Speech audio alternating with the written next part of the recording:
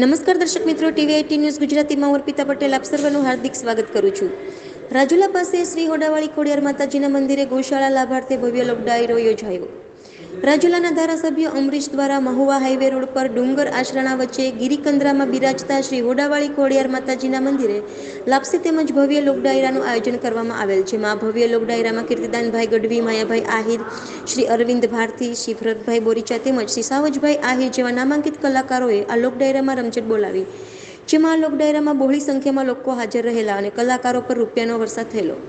ત્યારે આ લોક ડાયરામાં આજના વિસ્તાર માટે લોકોને ઉપયોગી થાય તે હેતુથી રાજુલાના ધારાસભ્ય દ્વારા એમ્બ્યુલન્સ લોકાર્પણ કરવામાં આવેલી। અત્રે ઉલ્લેખનીય બાબત એ છે કે રાજુલાના ધારાસભ્ય અમરીશ ડેર દ્વારા અત્યારે સુધીમાં 3 લોક ડાયરાઓનું આયોજન કરવામાં આવેલું, જેમાં તેમણે લોકહિત માટે આ લોક ડાયરામાં ભેરાઈ, વિક્ટર તેમજ ડેડાણ ગામોને એમ્બ્યુલન્સ લોકાર્પણ કરવામાં આવેલી। તે સિવાય રાજુલા શહેર માટે પણ એક એમ્બ્યુલન્સ લોકાર્પણ કરવામાં આવેલી। અત્યાર સુધીમાં ધારાસભ્ય ડેર દ્વારા ઉપરોક્ત કાર્યક્રમમાં કુલ 4 એમ્બ્યુલન્સ લોકાર્પણ કરવામાં આવેલી।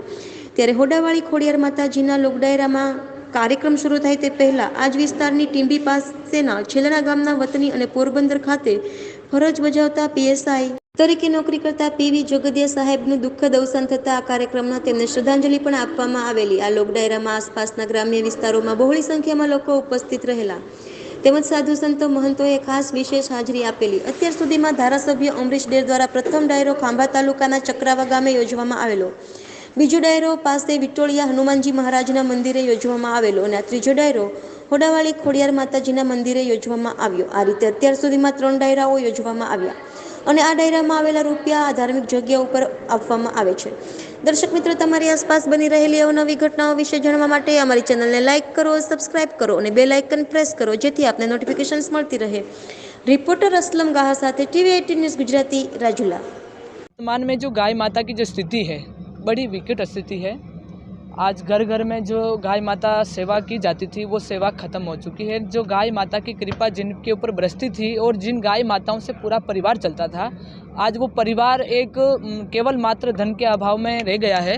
और सभी को गाय माता की ख्याति का परिचय हो, सभी को गाय माता से लाभ है, नुकसान नहीं है। तो हम लोगों ने यही निश्चय किया कि जो गाय माताओं को पशु समझ करके गाय माताओं को घर से बेदखल किया है, उन गाय माताओं को पुनः स्थान मिले और उन गाय माताओं को राष्ट्र माता का दर्जा मिले, ताकि भारत में गौ हत्या के नाम से जो कलंक है ये कलंक खत्म हो। इसी विचार से हम लोग भारत भ्रमण के लिए निकले हैं। देखिए, इसमें गौ हत्या के प्रति अपन सरकार से कुछ कहेंगे तो ऐसा नहीं है, लेकिन सरकार चाहे तो कर सकती है, ऐसा कुछ भी नहीं है। सरकार के हाथ में कलम है और कलम से ही सब कुछ होता है। अगर एक कलम से अच्छी बात लिखी जाए तो उसका रिजल्ट आता है, एक बात अच्छी नहीं लिखी तो उसका रिजल्ट खराब आता है। लेकिन मेरी मानना तो ये है कि मैं सरकार से उम्मीद नहीं रखती। क्यों नहीं रखती? कि जो कार्य जनता कर सकती वो सरकार नहीं कर सकती, और जनता ही सरकार को नियुक्त करती है, सरकार जनता को नियुक्त नहीं कर सकती है। कि वो सरकार शायद ही कर पाएगी, इसीलिए यूपी में गुजरात में गौ हत्या नहीं होती है, जब यूपी में जाएंगे तो योगी जी से जरूर बात करेंगे ना।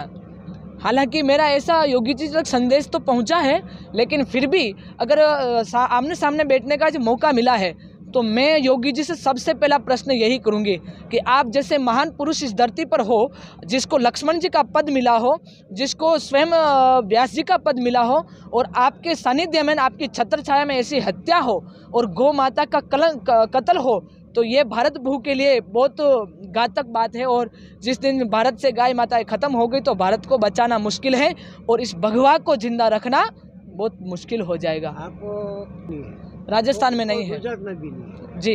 वो योगी आदित्यनाथ तो गोरखपुर से आए हैं, साधु संत है, फिर भी इसके स्टेट में तो ऐसा चलता है।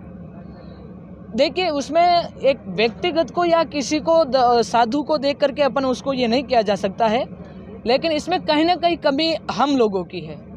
क्योंकि ना तो गाय माता सारी जो कत्ल हो रही योगी जी के घर में जन्म ले रही है, उनके घर में पैदा हो रही है, ना ही किसी सरकारी घर में पैदा हो रही, ना ही किसी कत्ल करने वाले के वहाँ पैदा हो रही है।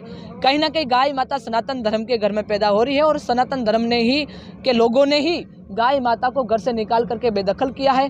तो फिर गाय माता को विचार करिए कि सुनी गाय माता को वो ले जा करके नहीं वध करेंगे तो क्या करेंगे, क्योंकि उनको तो